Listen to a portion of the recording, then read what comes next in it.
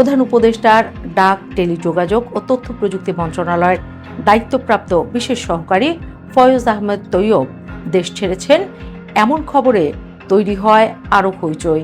প্রথম আলো নিশ্চিত হতে ফোন দেয় জনাব তৈয়বকে, কিন্তু প্রতিমন্ত্রী মর্যাদা পেয়ে আসা তৈয়ব সাহেব প্রথম আলোর ফোন কেটে দেন। যদিও পরে খুদে বার্তায় পরিষ্কার করেন, 9 ও 10 তারিখ অফিস থেকে বিদায় নিয়েছি, ফরমালি মন্ত্রণালয় থেকে বিদায় দেওয়া হয়েছে।